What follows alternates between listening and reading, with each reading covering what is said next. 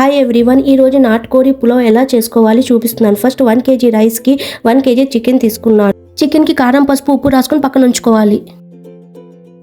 First water వేసుకోవాలి, pumpkin seeds వేసుకోవాలి, పూస్తో వేసుకోవాలి, కాజు వేసుకోవాలి. అన్నీ వేసుకొని 10 నుంచి 20 నిమిషాలు నానబెట్టుకోవాలి. 1 to 2 స్పూన్ ఘీ యాడ్ చేసుకోవాలి.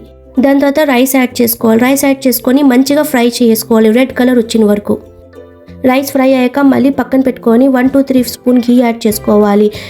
స్క్రీన్ పైన ఇచ్చిన ఐటమ్ అన్నీ వేసుకొని మంచిగా ఫ్రై చేసుకోవాలి.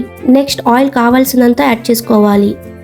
ఇవన్నీ ఫ్రై అయ్యాక లైట్గా గ్రీన్ చిల్లీ యాడ్ చేసుకోవాలి, ఆనియన్స్ యాడ్ చేసుకోవాలి, కర్రీ లీవ్స్ యాడ్ చేసుకోవాలి, కొరియండర్ లీవ్స్ యాడ్ చేసుకోవాలి, బే లీవ్స్ యాడ్ చేసుకోవాలి, పుదీనా యాడ్ చేసుకోవాలి. ఇవన్నీ వేసుకొని లైట్గా ఫ్రై చేసుకోవాలి.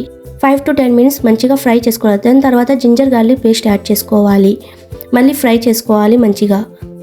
ఇవన్నీ ఫ్రై అయ్యాక బాయిల్డ్ చికెన్ యాడ్ చేసుకోవాలి. యాడ్ చేసుకొని మంచిగా కలుపుకోవాలి. నెక్స్ట్ గరం మసాలా యాడ్ చేసుకోవాలి.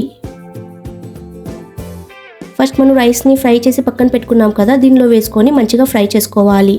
చికెన్, రైస్ అన్నీ ఫ్రై అయ్యాక పూస్తో, కాజు, పంప్కిన్ సీడ్స్ పక్కన పెట్టుకున్నాం కదా పేస్ట్ చేసుకొని అవన్నీ వేసుకొని ఇప్పుడు మంచిగా ఫ్రై చేసుకోవాలి.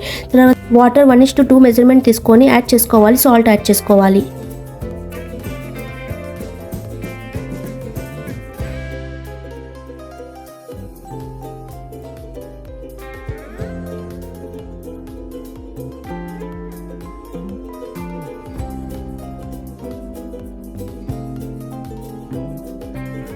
వేడివేడిగా నాటుకోడి చికెన్ పులావ్ రెడీ.